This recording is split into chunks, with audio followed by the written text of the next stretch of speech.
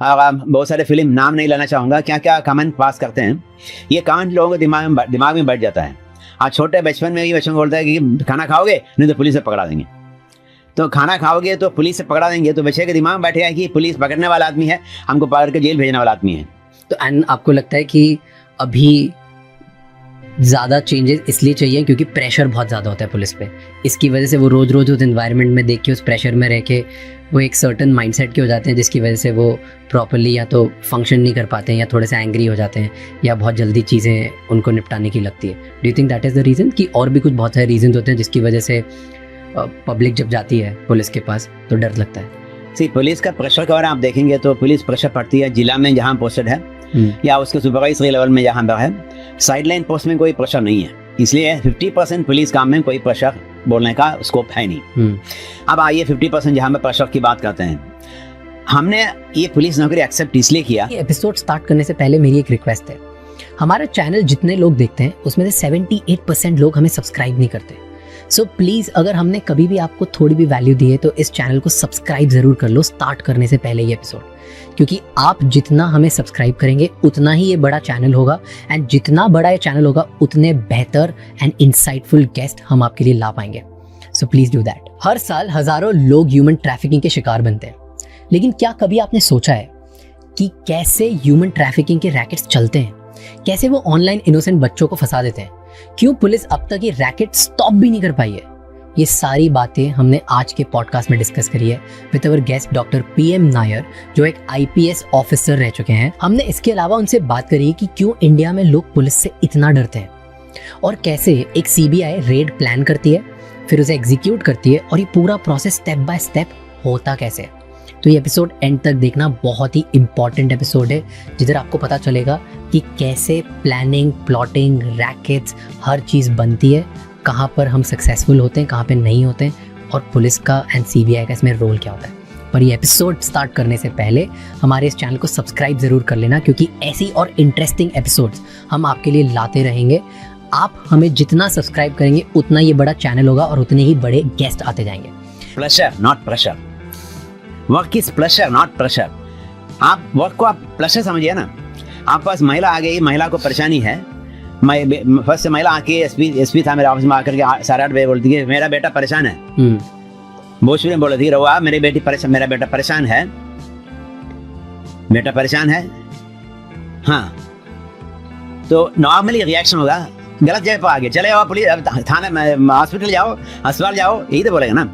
मैंने पूछा बेटा कहाँ है, घर पर है। तो उनके घर पर चले गए गाड़ी लेकर के, तो झोपड़ी है। जैसे झोपड़ी के अंदर गया तो एक कोने में खाना पकाने का कुछ पड़ा हुआ है, एक लड़का थोड़ा हमटी डमटी चल रहा है। मैंने उसको लोड किया, बच्चे प्रणाम, यूनिफॉर्म में था, वो ख्याल नहीं किया। दोबारा किया, बच्चे पुलिस चाचा का प्रणाम। वो 20 सेकंड सैल्यूट करते रहा, पुलिस चाचा का प्रणाम, देख लिया। फिर मैंने पूछा बेटा आपको पुलिस चाचा आपको परेशानी है? अच्छा, वो परेशानी अंदर है, बाहर तो कुछ दिखाई नहीं पड़ रहा था, अंदर है। पुलिस चाचा को देखने दो, ठीक कर दूंगा, ओके ठीक है। तो माँ के मुंह में देख रहा था, तो माँ को मैंने बोला दीदी आप बाहर जाओ। इसका पैंट उतार के देखा कि वहाँ पूरा पस है, घाव है। उसके बाद वहाँ से मेरा एंटी ट्रैफिकिंग काम में वहीं शुरू हुआ। बच्चे को ले गए थे कारपेट फैक्ट्री में, वहाँ पर 27 बच्चों को ले गया था। उनके साथ इतना बेरहमी से काम करा करके रात में हर बच्चों के साथ सेक्सुअल एक्सप्लॉयटेशन होता था। ये बच्चे की कहानी सुन करके फिर मैंने बच्चे को इलाज करा करके ये बच्चे के कहने के मुताबिक वहाँ मिर्जापुर लाख जाके उन लोगों को रेस्क्यू कराया। 133 बच्चों को रेस्क्यू कराया, जिसमें 95% बच्चों के साथ सेक्सुअल एक्सप्लॉयटेशन हो चुका था, oral sex and anal sex, all sort of things. Now ये बच्चे के पास नहीं जाते तो ये मेरे को पता नहीं चलता, इतना रेस्क्यू नहीं होता, उनका आगे कार्रवाई नहीं होता। कार्रवाई कब हुआ? जब बच्चे की माँ ने मेरे को बोला कि बेटा परेशान है। ये माँ ने नहीं बताया कि मेरे साथ बच्चों के साथ सेक्सुअल एक्सप्लॉयटेशन हुआ, माँ को भी नहीं बताया। मतलब आपको आप सेंसिटिविटी की बात है, आप जब आप कोई पब्लिक आते हैं ना तो यू अंडरस्टैंड देयर पल्स। आपको उनका संवेदनशील आपको चाहिए, उनका पल्स समझने के लिए। ओके, कमिंग टू योर, मैं इस पर वापस आऊँगा एंड हम लोग ट्रैफिकिंग की भी बात करेंगे, बिहार की बात भी करेंगे, आप हर जगह की बात करेंगे। बट फर्स्ट आपने ना मुझे बताया कि आप CBI में थे एक केस के लिए, राजीव गांधी के टाइम पे, राइट, मर्डर असैसिनेशन केस पे। तो CBI, एक सिंपल वर्ड्स में हमें समझाओ कि CBI करता क्या है? इतनी बार हमने सुना है मूवीज़ में और हर जगह न्यूज़पेपर्स में, हर इंटरनेट पे सीबीआई सीबीआई सीबीआई, सबको लगता है कि इंडिया का बहुत ही स्ट्रॉन्ग, कुछ भी केस अगर कहीं से नहीं हो रहा है तो सीबीआई केस चल रहा है। दैट्स एक नॉर्मल पब्लिक को सिर्फ उतना पता है। तो सीबीआई क्या करता है, सीबीआई का मेन फंक्शन क्या होता है? सीबीआई माने central bureau of investigation, Bharat सरकार का एक क्राइम इन्वेस्टिगेटिव एजेंसी है। अब एनआईए भी आ गया, एनआईए ऑर्गेनाइज क्राइम में, टेररिस्ट क्राइम में देखते हैं। एनआईए नेशनल इन्वेस्टिगेटिव एजेंसी अभी आ गए, 5-6 साल हो गया, वो भी करते हैं। तो सीबीआई का मेन रोल एंटी करप्शन में है। उसके अलावा स्पेशल क्राइम 2 विंग उनका है। ये स्पेशल क्राइम क्या होते हैं कि जब राजीव गांधी असैसिनेशन, इस तरह का जो संजय घोष अब्डक्शन आसाम का था, उस तरह का जो स्पेशल क्राइम करते हैं, वो मर्डर भी हो सकता है, रेप भी हो सकता है, उस तरह का क्राइम भी करते हैं। उसके अलावा थर्ड है इकोनॉमिक ऑफेंसेस भी देखते हैं। नाउ सीबीआई को केस लेने के लिए एक तो है भारत सरकार के पैसा जहां इन्वॉल्व है वहां सीबीआई को जुरिसडिक्शन है। अगर स्टेट बैंक ऑफ इंडिया का पैसा किसी ने महाराष्ट्र में ले लिया या नागालैंड में ले लिया, उसने पैसा का गबन कर दिया, मिसयूज कर दिया, अब्यूज कर दिया, कुछ कर दिया, सीबीआई को वहाँ केस कर सकते हैं दोनों स्टेट में। नंबर 2, जहाँ पर भारत सरकार के एम्प्लॉय है, रेलवे एम्प्लॉय, बैंक एम्प्लॉय और से गवर्नमेंट ऑफ इंडिया का है, उनको ऊपर ओरिजिनल जुरिसडिक्शन है। मगर कोई स्टेट गवर्नमेंट के एम्प्लॉय के खिलाफ सीबीआई को जुरिसडिक्शन नहीं है। महाराष्ट्र के डिप्टी सेक्रेटरी है, महाराष्ट्र के डिप्टी कलेक्टर है, महाराष्ट्र के डीवाईएसपी है, उस पर सीबीआई को जुरिसडिक्शन नहीं है। उन पर कुछ केस कागज लेना है तो स्टेट गवर्नमेंट हैंड ओवर करेगा। और जो क्राइम नॉर्मली स्टेट में होता है उसका जुरिसडिक्शन स्टेट पुलिस को ही है, इसलिए कि लॉ एंड ऑर्डर कॉन्स्टिट्यूशन के मुताबिक स्टेट का है। राजीव गांधी की हत्या हुआ तमिलनाडु में, तो तमिलनाडु पुलिस ने केस रजिस्टर किया। तमिलनाडु पुलिस 21 मई 1991 को राजीव गांधी की हत्या हुई। तो 21 मई 91 को तमिलनाडु पुलिस ने केस रजिस्टर कराया, इन्वेस्टिगेट कराया। 22 मई को उन्होंने सोचा कि ये सीबीआई को हैंड ओवर करें। 23 में, हाँ जी, एक ही दिन में। हाँ, एक्चुअली क्राइम था, ex prime minister national involvement foreign agency का तो है। तो 22 उन्होंने फैसला किया, उन्होंने नोटिफिकेशन निकाला। 23 को भारत सरकार ने नोटिफिकेशन ऑथराइज किया सीबीआई को लेने के लिए। ये दोनों नोटिफिकेशन, एक एक्ट है, डीएसवी एक्ट बोलते हैं, उसके मुताबिक होता है, सेक्शन 6 और 5 में। ये नोटिफिकेशन के बाद ही सीबीआई कर सकता है इस तरह का केस में। एक और केस चेन्नई में हुआ था, RSS building, Hindu Munni building का ब्लास्ट हुआ था, 94 की बात है। आरएसएस का बहुत बड़ा बिल्डिंग है, 3 स्टोरी मकान है, बहुत बड़ा मकान होती है, हमारी चीज होती है, वहाँ पे थोड़ा सा एक नेगेटिव लाइट में दिखाया जाता है। अब नेगेटिव लाइट में दिखाया जाता है, या तो मूवी से आ रहा है या रियलिटी है, इसकी वजह से रिफ्लेक्शन होता है। तो ऐसा क्यों पुलिस से डरते हैं लोग? Why do you think? In fact मैं आपको बताता हूँ, मूवी देख रहा था रिसेंटली मैं, लापता लेडीज। उसमें स्टार्टिंग सीन में, फर्स्ट सीन में ही वो बोलता है कि यार जो अपनी ज्वेलरी है ना, सारे जेवर है, वो संभाल के रख ले, क्योंकि चोरी नहीं हो जाना चाहिए। क्योंकि हमारे गांव में कहावत है कि अगर क्या था कि जब भी चोरी होए तब 2 ही दुख पाना, छोटा दुख चोरी, बड़ा दुख थाना। राइट। तो ऐसे बहुत सारी मूवीज में ऐसे डायलॉग्स होते हैं। रियलिटी में आप लोगों से पूछो, मैक्सिमम सेंटिमेंट होता है कि यार दूर रहना चाहिए, ना दोस्ती अच्छी ना दुश्मनी अच्छी, ना दोस्ती अच्छी ना दुश्मनी अच्छी। ये तो सही बात है, ये तो I also feel same way. Okay, सही बता रहा हूँ। तो अगर पुलिस स्टेशन मेरे को जाना है तो आई थिंक लास्ट, क्यों? ये हर इंसान पुलिस का लायक नहीं है, हर पुलिस इंसान भी नहीं है। पुलिस आते समय नॉर्मली रहता है वो, उसके बाद एक पुलिस कल्चर में जाता है। पुलिस कल्चर क्या होता है? डेली क्राइम देखते हैं, आप ब्लड देखते हैं, खून देखते हैं, मारपीट देखते हैं, झगड़ा देखते हैं, उसको सॉल्व करते कराते उनका दिमाग भी ऐसी उस लाइन में पकड़ लेता है। जैसे कॉफ़ी पीने वाला आदमी कॉफ़ी पीते रहेंगे, कॉफ़ी का एडिक्ट हो जाता है। नशा लेने वाला आदमी नशा लेने के बाद छोटा ली शुरू करते कराते एडिक्ट हो जाता है। तो इसमें एक एडिक्शन हो जाता है। उस वक्त चाहिए क्या? उनको नंबर 1 अपने को चेंज करना चाहिए, अपने को रिफॉर्म करना चाहिए, उस आदमी को फील करना चाहिए। नंबर 2, उनके जो उनका बॉस लोग हैं उनका भी दायित्व बढ़ता है। मैं जिला के एसपी हैं मेरे पास मान लीजिए 100 सब इंस्पेक्टर है, आप 20 इंस्पेक्टर हैं, आप 15 डीवाईएसपी है, और मेरे को they think I am the leader, मैं तो लीडर है ही। तो उस लीडरशिप का मेरा रिस्पॉन्सिबिलिटी पड़ता है कि उनका मानसिक संतुलन ठीक से रहे। तो ये अगर सबसे पहले मेरे को अपना संतुलन ठीक रखना है और उसके बाद उनका भी रखना है। अब बहुत कम लीडर्स होते हैं पुलिस में या कोई गवर्नमेंट सर्विस में जो अपने कोलीग्स के वेलफेयर के और उनका ओरिएंटेशन के बारे में ज़्यादा सोचते हैं। ओके, और सोचना के बाद काम कोई करते हैं। मैं सीबीआई में था सीबीआई में 10 साल रह गया। सीबीआई चेन्नई में सीबीआई में था सॉरी, राजीव गांधी केस का हत्या से शुरू करके कई केस किया। एक दिन 3-4 साल के बाद एक इंसिडेंट हुआ कि मेरे एक खास इंस्पेक्टर है, असिस्टेंट सब इंस्पेक्टर, वो बोला कि मेरी वाइफ का डेथ हो गई। कब हुआ? तो कल सुबह हुआ। मैंने कहा भाभी क्या कर रहे हो? अभी तो आपने ड्यूटी दिया, मैं करके आऊँगा। अरे आपकी वाइफ डेथ हो गई, आप यहीं पर हैं, प्लीज़ आप जाओ। तो I was trying to understand मेरे क्या इनका दिमाग क्या है कि बेचारा वाइफ की डेथ हुआ और वहीं पर उनको इमीडिएटली जाना चाहिए। मैसेज उनको आ गया था। 1-2 घंटे के बाद बोलता है कि भाई काम खत्म हो रहा है सर। हमने कहा आपको घर जाना है। उसके बाद हमने जाओ, अभी जाओ, सब काम छोड़ दो, जाओ। तो एक तो है पुलिस में ये जो मानसिक संतुलन खो बैठता है, बिकॉज इनका इतना प्रेशर टेंशन होता है ना। सो ये अपने को भी, हम लोगों को भी चाहिए, you look after family, you look after their welfare. उसी में थोड़ा चेंज होने से जो पुलिस माइंड है, which is a negative mind, उसको पॉजिटिव माइंड करने का प्रयास स्वयं भी करना चाहिए और अपने समाज में इनका लीडर्स को भी करना चाहिए। ये सुधार होगा तभी पुलिस माइंडसेट जो है चेंज होगा, बेटर होगा जी। Number 2, media. आप देखिए ना, आपका ऐसा मीडिया कितना आ गया अच्छे काम करने वालों को बाहर लाने के लिए, उनका पुलिस में क्या परेशानी है लोगों को बताने के लिए। बहुत कम 10% से कम ही लोग हैं जो अच्छे काम को हाईलाइट करते हैं।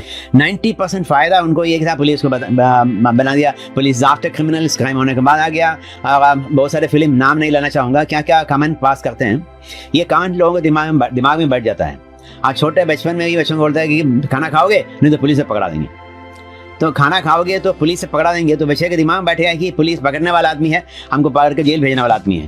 तो एंड आपको लगता है कि अभी ज़्यादा चेंजेस इसलिए चाहिए क्योंकि प्रेशर बहुत ज़्यादा होता है पुलिस पे, इसकी वजह से वो रोज़ उस एनवायरनमेंट में देख के, उस प्रेशर में रह के वो एक सर्टन माइंडसेट के हो जाते हैं, जिसकी वजह से वो प्रॉपरली या तो फंक्शन नहीं कर पाते हैं, या थोड़े से एंग्री हो जाते हैं, या बहुत जल्दी चीज़ें उनको निपटाने की लगती है। Do you think that is the reason, कि और भी कुछ बहुत सारे रीजन होते हैं जिसकी वजह से पब्लिक जब जाती है पुलिस के पास तो डर लगता है?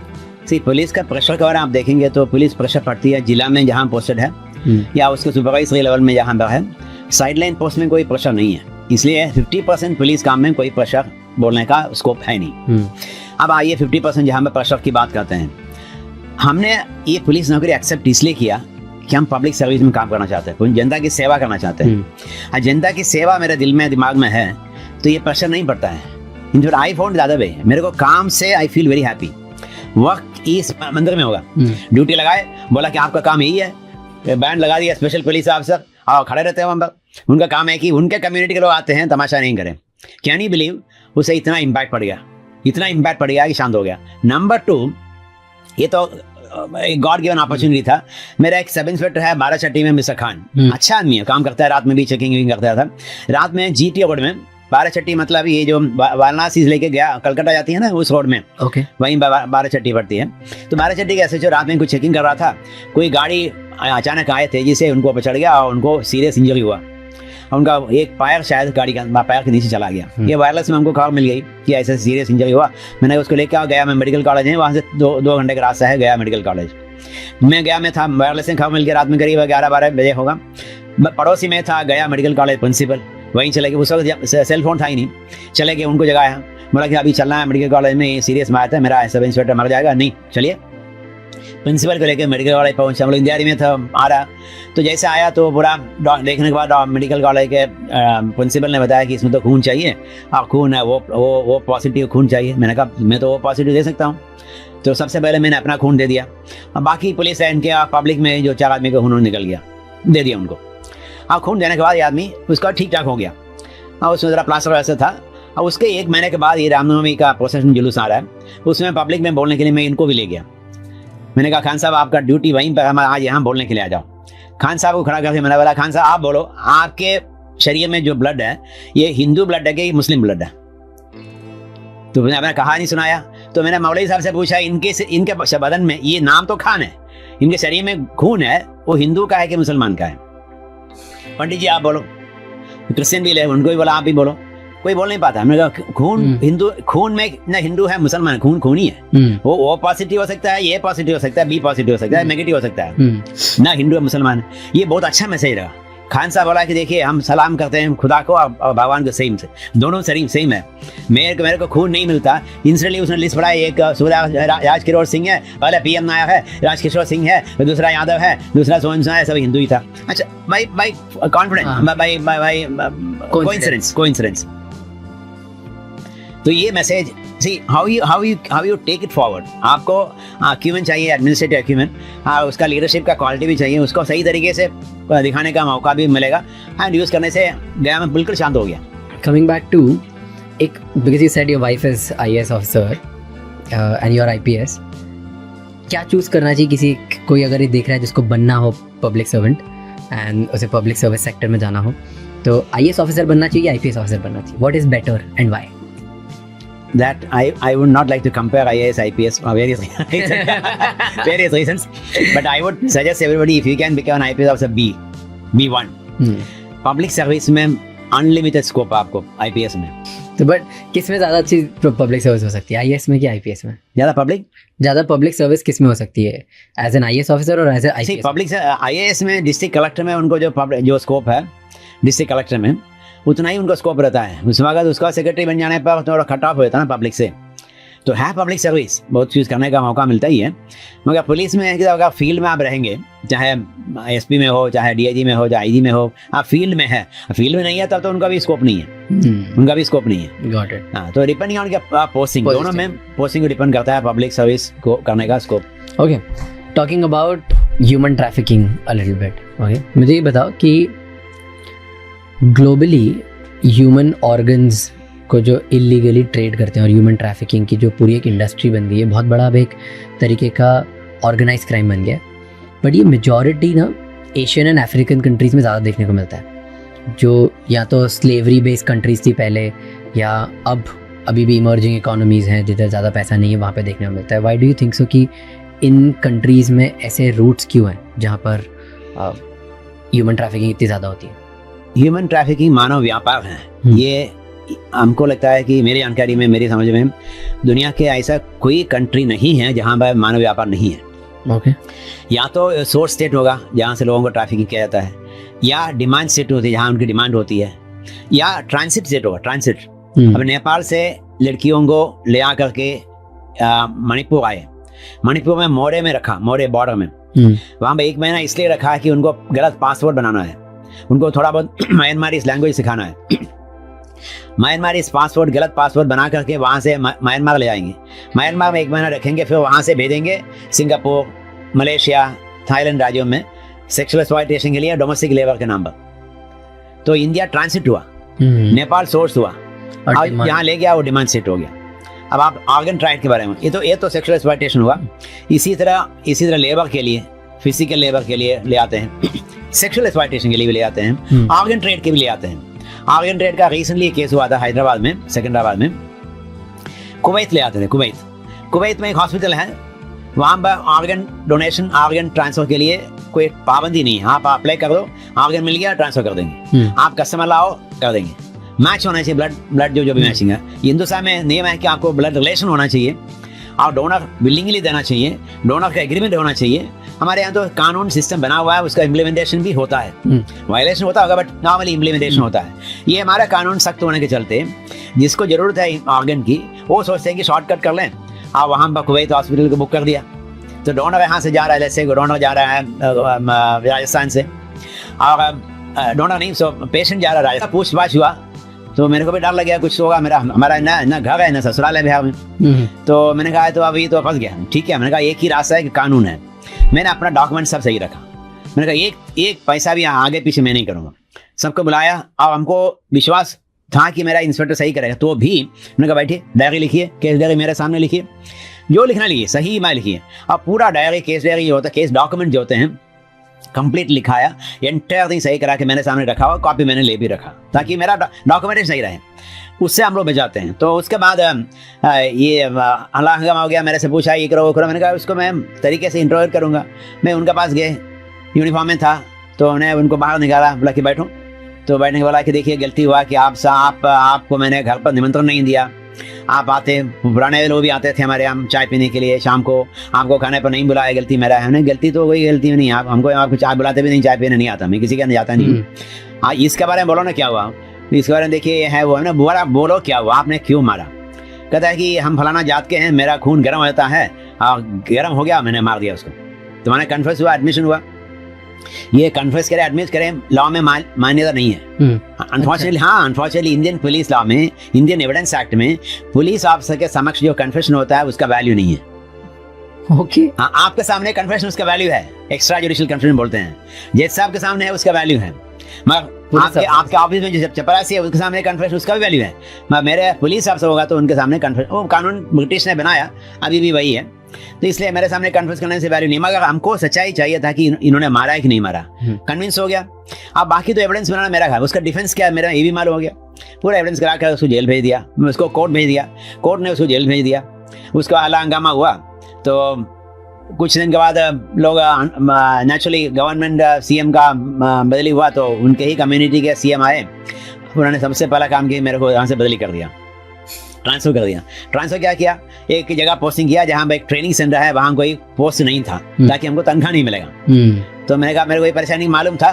फॉर्चुनेटली मेरी वाइफ वहाँ पर सर्विस में IAS में थी, उनका तो सैलरी तो होगा, पतंग किया उनका भी पोस्टिंग वहाँ से पलामू जिला से जहाँ मेरा हुआ वहीं नहीं किया, तो 8 महीना 9 महीना लटके रहा ताकि हम लोग अलग रहें, परेशानी होते रहें। जैसे आप बिहार में थे तो वहाँ पे कास्टिज्म का बहुत ज़्यादा ही इन्वॉल्वमेंट है, राइट?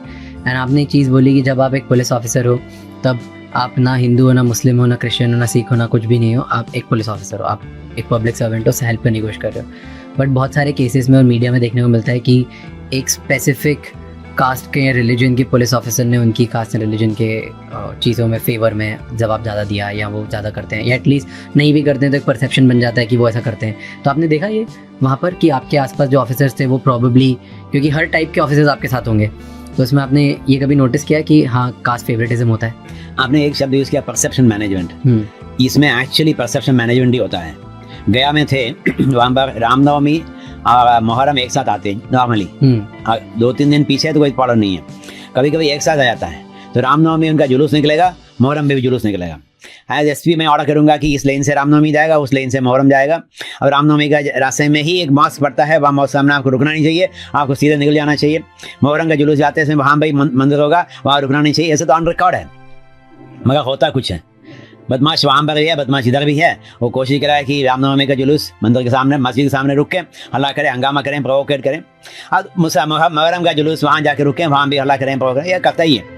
तो मैंने सोचा, स्टडी करने के बाद मैंने कहा अपना जो एक प्रोएक्टिव एक मीटिंग होती है दोनों कम्युनिटी के लोगों का, नेता लोग, उनके मौलवी आते हैं, पंडित जी आते हैं, बातचीत होती है, हम ठीक रहेंगे, हम अच्छा करेंगे, नहीं करेंगे, सब बात चले आता है।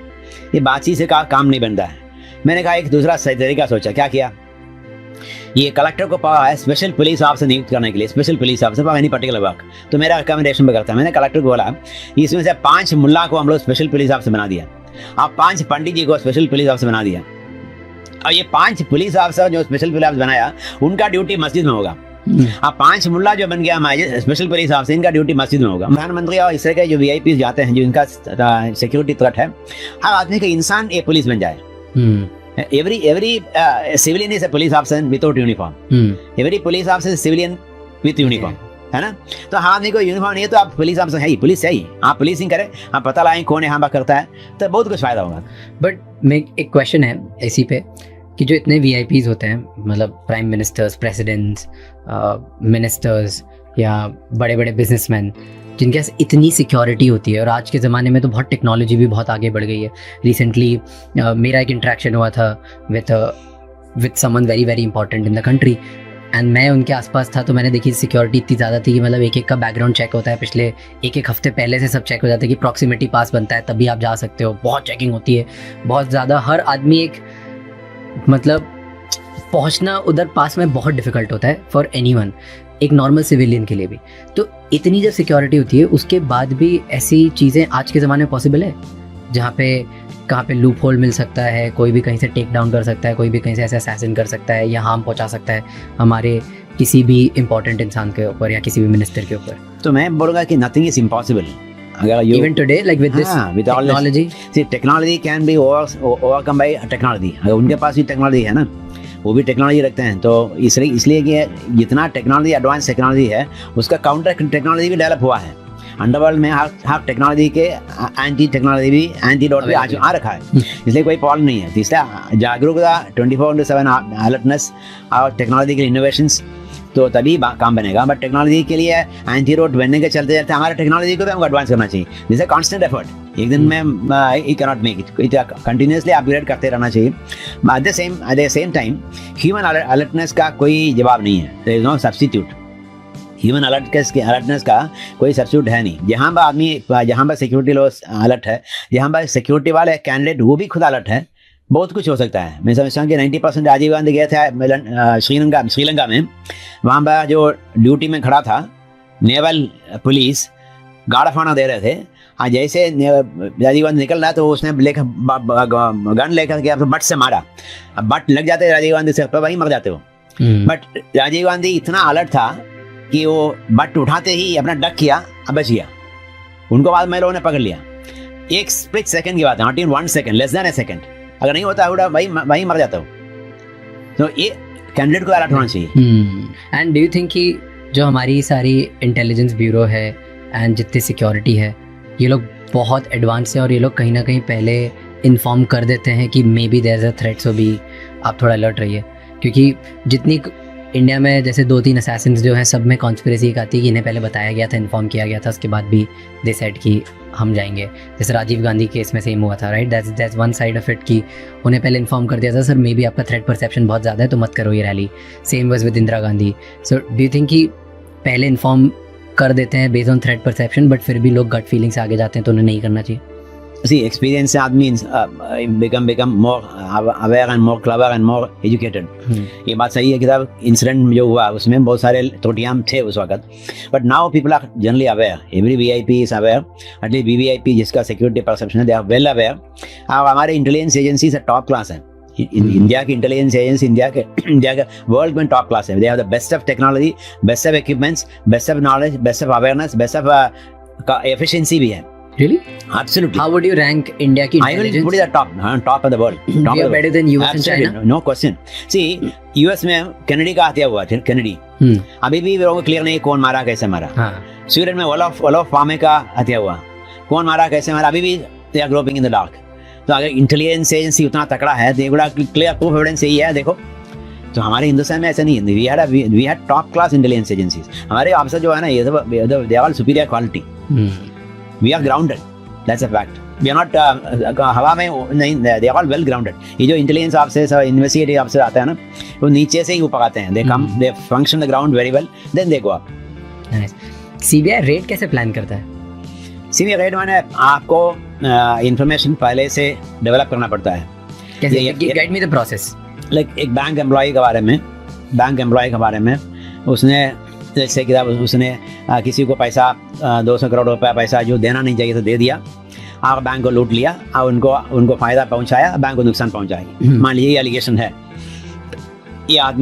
मान लीजिए ये आदमी पोस्टेड था पंजाब में, और ये अभी पोस्टेड है कि वाराणसी में, या अभी पोस्टेड है हैदराबाद में। पहले पंजाब में पोस्टेड है, वाराणसी, अभी हैदराबाद में पोस्टेड है। तो हम लोग पूरा इन्फॉर्मेशन लेंगे वाराणसी का, सॉरी पंजाब का, कहाँ थे, क्या पोस्टेड थे, कहाँ रहते थे, अब उस घर में अभी कौन रहता है, अभी हैदराबाद में कौन रहता है उनके घर में, और ये दिल्ली में उनका मकान है कि नहीं, उनका मकान कहाँ पूरा। तो हो सकता है मकान होगा हैदराबाद में, मकान दिल्ली में होगा, मकान अभी भी वहाँ पंजाब में रखा होगा, 3 जगह मकान आ गया। हाँ, फिलहाल ऑफिस कहाँ है, ये पूरा एड्रेस लेने के बाद भी जाते हैं कोर्ट में, उसको नहीं मालूम होगा, कोर्ट से उसका वारंट निकालते हैं सर्च के लिए। उसके बाद प्लान बनाते हैं, टीम बनाते हैं, टीम को ब्रीफिंग करते हैं, ब्रीफिंग करके अचानक वहाँ पर रेड करने जाते हैं, विटनेस को लेते हैं, विटनेस लेने के बाद रेड करके प्लानिंग करते हैं। तो ये काफ़ी कॉम्प्लिकेटेड है। कभी कभी मैंने ऑपरेशन कराया हिंदुस्तान में, करीब 100 जगह एक साथ ऑपरेशन करना पड़े, 100 जगह एक साथ सर्च करना पड़ा, 100 जगह सर्च करना पड़ा किसी क्राइम में।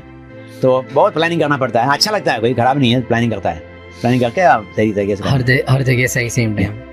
तो पर ऐसे कैसे डिसाइड कर सकते हो कि इस पे रेड माननी चाहिए, इस पे नहीं माननी चाहिए? एविडेंस के बेसिस पर, एफआईआर के बेसिस पर नहीं। एफआईआर किसी को एफआईआर से इन्फॉर्मेशन, वो सही हो सकता है, गलत हो सकता है। तो इन्फॉर्मेशन में एविडेंस आने के बाद उसको डिसाइड करते हैं। Got it, okay.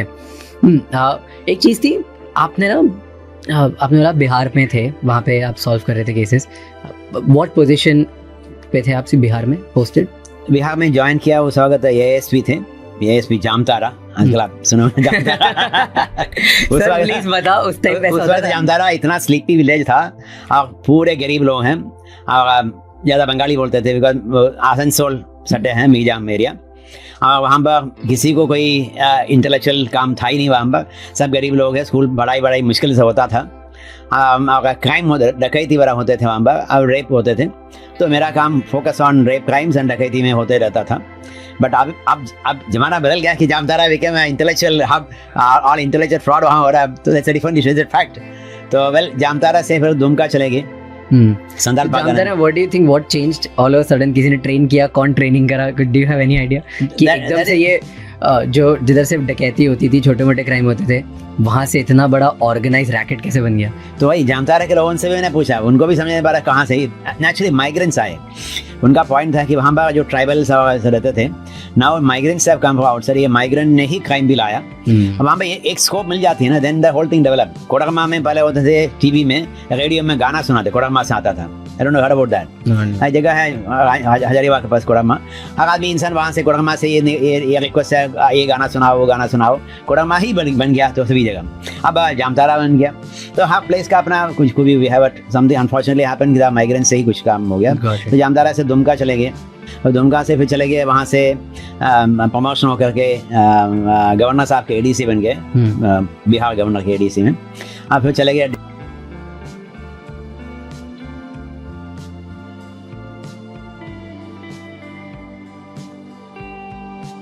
डिस्ट्रिक्ट में, पलामू डिस्ट्रिक्ट में। पलामू में कोई मिनिस्टर के बेटा को मैंने बंद कर दिया क्योंकि उसने बदमाशी किया, और जाके क्या किया? प्लीज समझाओ मुझे केस। वो मिनिस्टर का बेटा वहाँ के सबसे नामी क्रिमिनल था, मैं गुंडा था। अब उनका वाइन वेयरहाउस होता, वाइन वेयरहाउस। ओके। और वहाँ के इंस्पेक्टर ने फैसला किया कि वाइन वेयरहाउस का वो इंस्पेक्शन करेंगे अंडर द लॉ। उसको बोला कि तुमको मंथली इतना पैसा देते हैं, तो ठीक है 500 रुपये और देंगे, मैं इंस्पेक्शन होता नहीं है, साइन करके जाओ, हो गया।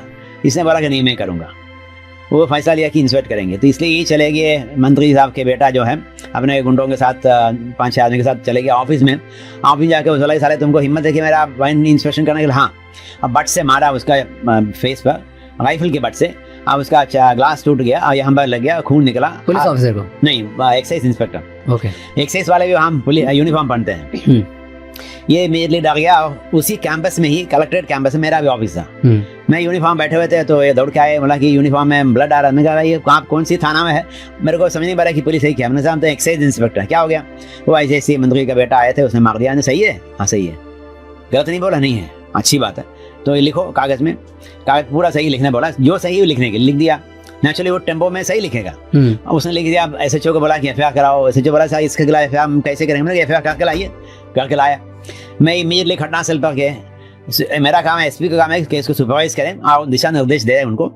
सुपरवाइज किया। अब हम सब लोगों से बातचीत किया। फ्रेश है, हर आदमी बोले हाँ हाँ आया था, इसी कर दिया, वैसे कर दिया। सबका नाम नोट किया। बेटे क्या हुआ, क्या नाम है आपका, क्या नाम है, लेडी है, क्लर्क है, असिस्टेंट है, ऑफिस, हर आदमी का स्टेटमेंट मैंने ले लिया।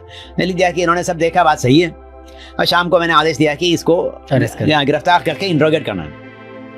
गिरफ्तारी जरूरी नहीं है हर केस में, इंट्रोगेशन जरूरी है ताकि उनका डिफेंस समझने के लिए। गिरफ्तारी और इंट्रोगेशन, कस्टोडी इंट्रोगेशन तब पड़ती है जब आप समझेंगे वो कल जाके अब उनको तंग करेगा। उसको मालूम हो गया कि मैंने इन्वेस्टिगेट कर दिया, तो मालूम होगा कि कल सबके घर में जाएगा, उनको बोला कि देखो मुंह खोलेगा तो मैं सफाई कर दूंगा, मेरे को पता है वो करेगा। और दूसरा एविडेंस को डिस्ट्रॉय करेगा, और तीसरा और कोई क्राइम करेगा। तो इस तरह का वातावरण में उनको अरेस्ट करना पड़ता है, अदरवाइज गिरफ्तारी नहीं करना चाहिए। ये कहते हैं जाके पकड़ के लाओ, गलत है।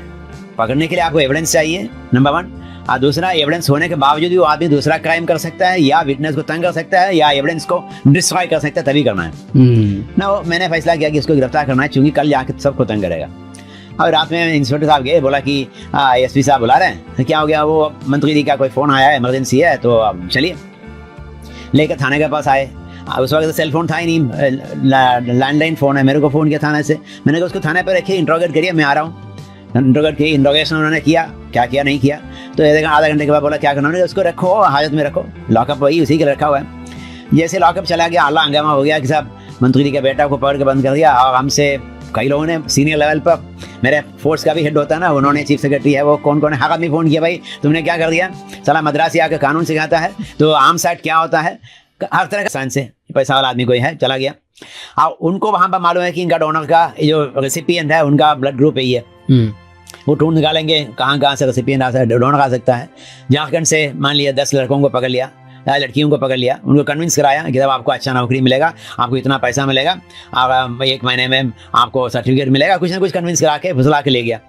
वहाँ जाके 1 हफ्ते बाद बोला कि आपको तबीयत ठीक नहीं है, खांसी है, आपको सर्दी है, पेट में जुकाम है या पेट में दर्द है। उनको कहीं हॉस्पिटल में एडमिट करा करके किडनी को निकाल दिया। अब उसी दिन उनका किडनी भी ट्रांसफर हो गया। ट्रांसफर होने के बाद ये पेशेंट को 2 दिन में वापस आ सकता है। ये पेशेंट अपना रेसिपिएंट चले आए, डोनर को वहाँ 1 हफ्ता और रखेगा इलाज के लिए। इलाज का बोला कि नौकरी अभी आना मुश्किल है, तुम्हारा टिकट बुक किया हुआ है, तुमको ऐसा कर तुम आ गया इसलिए 20,000 रुपया एक्स्ट्रा रखो। बड़ा खुश हो गया, कभी भी इनका 20,000 रुपया देखा नहीं। 20,000 रुपया 1 लाख रुपया उनको दे करके उनको वापस कर दिया। यहाँ आने के बाद उनको पता चलता है कि साहब उनका किडनी मिसिंग है। बट इधर ताके वाके तो उन्हें दिखता, वो तो हो गई। उसको पता है कुछ किया है, बोले कि तुम्हारा जुकाम था ना, पेट में दर्द था ना, ठीक हो गया। तो बच्चों को कन्विंस कराते हैं, लड़के बच्चे माने कि अडल्ट को भी कन्विंस कराते हैं। They are vulnerable people, vulnerability को इन्होंने मिसयूज करते हैं, अब्यूज करते हैं। तो ऑर्गन ट्रेड का एक बहुत बड़ा इंटरनेशनल रैकेट है, ये कई राज्यों में भी हो रहा है। ऑर्गन ट्रेड का, सेक्सुअल एक्सप्लॉयटेशन का, फिजिकल एक्सप्लॉयटेशन का, एक्सप्लॉयटेड लेबर का पूरे दुनिया में है। लेबर एक सबसे बड़ा रैकेट क्या है? लेबर एक्सप्लॉयटेशन, सेक्सुअल एक्सप्लॉयटेशन की ऑर्गन? ज्यादातर लड़कियों का सेक्सुअल एक्सप्लॉयटेशन है, ज्यादातर लड़कों का एक्सप्लॉयटेटिव लेबर है। अडल्ट का ज्यादातर, अडल्ट और एडोलेसेंस का ज्यादातर ऑर्गन ट्रेड के लिए है। ओके, एंड कौन सी सबसे बड़ी कंट्री सेक्सुअल एक्सप्लॉयटेशन में डिमांड में कौन सी है? कौन सी कंट्री सबसे ज्यादा बाय करती है? ये बोलना प्रॉपर नहीं होगा, बिकॉज डिमांड सभी जगह है। अब आप सोचेंगे कि जब हमारे हिंदुस्तान में भी आप देखेंगे फलाना स्टेट अंडर डेवलप्ड है, जैसे झारखंड में अंडर डेवलप्ड है, वहाँ पर काटीकुंड में या जामतारा में क्या होगा, वहाँ कोई सेक्सुअल एक्सप्लॉयटेशन हो ही नहीं सकता, आप सोचेंगे। मगर वहाँ बिजनेस प्रॉस्पेक्ट आ गया ना, तो बिजनेस प्रमोशन के नाम पर अब सेक्सुअल एक्सप्लॉयटेशन हो रहा है। मतलब कैसे? जैसे 3 दिन उनका बिजनेस मीटिंग कर दिया, बुधवार को, बृहस्पति को और फ्राइडे को, सैटरडे को आपको, सैटरडे संडे को आपको बिजनेस प्रमोशन के नाम पर आपको साइट सीइंग करा दिया, साइट सीइंग या लोकल साइट सीइंग करा दिया। साइट सीइंग आपको मिलेगा, एस्कॉर्ट सर्विस मिलेगा, आपके साथ एक लड़का है, लड़कियों के एस्कॉर्ट सर्विस में लगा देंगे। एस्कॉर्ट सर्विस तो वही है, कोई बोला कि हमको मेल चाहिए, कोई बोला फीमेल चाहिए, उसी हिसाब से लगाएंगे एस्कॉर्ट। तो बिजनेस प्रमोशन के नाम पर ये जो नया शुरू कराया, कई जगहों पर इसका प्रमोशन, ये सेक्सुअल एक्सप्लॉयटेशन हो रहा है। नंबर 1। अभी एस्कॉर्ट सर्विस के आप देखें ना, नेट में जाके एस्कॉर्ट सर्विसेज का वेबसाइट देखें, बहुत सारे एस्कॉर्ट सर्विसेज हिंदुस्तान में रजिस्टर्ड नहीं है, वो कहीं कैकोस आइलैंड में है, कहीं इधर उधर रजिस्टर्ड है, और उनका एस्कॉर्ट सर्विस के यहाँ भी काम चल रहा है। तो आपको एस्कॉर्ट मिल जाएगा, ऑन रिकॉर्ड रहेगा कि 20 साल से ज़्यादा ही मिलेगा, ऑन रिकॉर्ड रहेगा कि इसमें सेक्सुअल एक्सप्लॉयटेशन हो ही नहीं सकता है। ये सब फसाद है। आप डीप जाओगे, डीप डाइव करोगे, then they will ask you, आपको 2,000 रुपया नॉर्मल एस्कॉर्ट में, 20,000 रुपया सेक्सुअल एस्कॉर्ट में देने वाला बहुत है हम पर। तो डिमांड से ही प्रॉब्लम हो रहा है। ये सब में सभी ट्रैफिकिंग, ह्यूमन ट्रैफिकिंग चाहे जो भी हो, डिमांड ड्रिवन है। डिमांड जहाँ नहीं है वहाँ पर ट्रैफिकिंग नहीं है, डिमांड ज़्यादा है वहाँ ट्रैफिकिंग ज़्यादा हुआ। अब आपके रिसेंटली एक स्टडी हुआ ICPF की तरफ से, हिंदुस्तान के 100 शहरों से 2 महीने में 50 लाख लोग इंटरनेट चले गए थे चाइल्ड पोर्नोग्राफी खोजने के लिए। चाइल्ड पोर्नोग्राफी, अडल्ट नहीं, चाइल्ड पोर्नोग्राफी के लिए 50 लाख लोग इन 2 मंथ्स, 100 सिटी, 100 शहरों से। अब ये इसका मतलब हाई डिमांड, हाई सप्लाई। इस सप्लाई कहाँ है? बच्चों का एक्सप्लॉयटेशन अपने घर पर हो रहा है। पहले था कोई पुरी में हुआ या गोवा में हुआ, अभी वो तक बदल गया, वहाँ भी होता होगा, बट अब घर के अंदर ही लड़की के एक्सप्लॉयटेशन, पापा को दे दिया 500 रुपया, 1,000 रुपया, वहीं पर उसका फोटो ले लिया, ये कर दिया, वो कर दिया, भी कम है। केरला में रेड हुआ, साइबर डोम उनका सही एक अच्छा नेटवर्क है, साइबर डोम में रेड कराए 450 टेक्कीज के यहाँ रेड हुआ। टेक्की माने IIT या इंजीनियरिंग कॉलेज से पढ़ करके हाईटेक जॉब में काम करने वाले टेक्की का रेड हुआ केरला में। हाँ, उसमें से 60 लोगों को गिरफ्तार भी कर दिया, क्योंकि उनके पास उनके कंप्यूटर में चाइल्ड पोर्नोग्राफी रखा हुआ है और ट्रांसफर भी किया हुआ है। तो हाईटेक पढ़ने के बाद भी हमारे दिमाग, हमारे माइंडसेट वही है, इसलिए हम लोगों को इसको अटैक करना चाहिए वहीं पर डिमांड। क्यों ऐसा mindset? Why do you think? बेटा इसमें ये this is because you have read criminal psychology and आपको पता है, आप डील भी करते हो इन सबसे। क्या ऑब्सेशन है चाइल्ड पोर्नोग्राफी से लोगों का, जो 100 शहरों में 50 लाख लोग 2 महीने में कर रहे हैं, या 450 टेकीज जो इतने पढ़े लिखे लोग हैं वो भी ये सर्च कर रहे हैं? ऐसा क्या है? Exactly, the very important question. First and foremost, इनका बचपन से ही कोई कुछ ना कुछ कॉम्प्लिकेशन है। 90% of this people who are जो इसमें अक्यूज बन जाते हैं या इसमें इन्वॉल्व है, उनका बचपन में ही पेरेंटल केयर नहीं होगा, या पेरेंट्स भी इसमें इन्वॉल्व होंगे, या पेरेंट का ही गलती है, या कम्युनिटी का गलती है। कम्युनिटी में भी कुछ ना कुछ करते होंगे। बहुत सारे कम्युनिटी मिल करके एक्सप्लॉयटेशन करते हैं। अभी तो कम हुआ है, वहाँ पर कम्युनिटी में ही बच्ची सयानी हो गई, अडल्ट हो गई, बच्ची के वहाँ गाँव में पहुँचे, बोला कि बच्ची सयानी हो गई, बोलो मैंने क्या, अच्छा 20,000 रुपया, अच्छा 21,000 रुपया, 22,000 रुपया, बच्ची को ऑक्शन करते हैं। अभी भी है, ऑक्शन करते हैं। हाँ, बच्ची को फलाना आदमी को दे दिया, किसी ने ले लिया 25,000 रुपये में, वो क्या करेंगे, 1 दिन 2 दिन 3 दिन 5 दिन उसको रेप करेंगे। उसके बाद दूसरे को कि IAS ऑफिसर्स पे सबसे खराब और सबसे अच्छी चीज़ ये होती है, यूजुअली वो अपना काम पूरी शिद्दत से करें, 24/7 करें, तो भी उन्हें कोई मतलब निकाल नहीं सकता सर्विस से। और अगर वो कम करें, दिन में 4 घंटे जाए 5 घंटे, तो भी उन्हें निकाल नहीं सकता। सो ऐसा कुछ IPS के साथ भी होता है। दैट्स नॉट आई टोल्ड ना, ये मैंने बताया ना, अकाउंटेबिलिटी फैक्टर कम है, इसलिए काम नहीं। IPS and I think IPS officers के अगेंस्ट कोई पुलिस कंप्लेंट भी नहीं हो सकती, राइट? नो, क्यों नहीं हो सकता है? IPS ऑफिसर के खिलाफ ही काफ़ी कंप्लेंट हुआ। अभी तमिलनाडु में DG है, जेल में है, वो किसी लड़की के साथ बदतमीजी किया, कुछ किया, अभी हालांकि बेल हुआ। तो बहुत सारे की जगह तो कैसे कंप्लेंट होगी किसी IPS ऑफिसर के? क्यों नहीं, तो पुलिस थाना ही इन्वेस्टिगेट करते हैं। उनका तमिलनाडु का DG था, तमिलनाडु पुलिस इन्वेस्टिगेट किया। पर आप बताओ कि अगर कोई DGP हुआ, कोई DG हुआ जिसने कुछ क्राइम किया, तो कोई एक नॉर्मल इंसान थाने में जाके थोड़ी बोलेगा कि आपके ही सीनियर के ऊपर हम कंप्लेंट लिखाना है। थाना जाना जरूरी नहीं है। इधर सीनियर आपसे कोई जानकारी मिल गई, CID में इन्वेस्टिगेट होता है। CID स्टेट CID होता है हर स्टेट में, वो सेंट्रलाइज इन्वेस्टिगेशन करते हैं। तो अगर किसी को किसी पुलिस के ऊपर क्राइम हो रहा है, कोई पुलिस वाला अगर क्राइम कर रहा है, पुलिस लेडी या पुलिस मैन, तो एक सिटीजन उन पे कैसे कंप्लेंट लिखा सकता है और कहाँ लिखाना चाहिए? ऑनलाइन कुछ होता है या CID कुछ? Depending on the police officer. अगर मान लिया पुलिस थाना लेवल पर है तो आप DCP को लिखिए, डिप्टी कमिश्नर पुलिस ISP को लिखिए।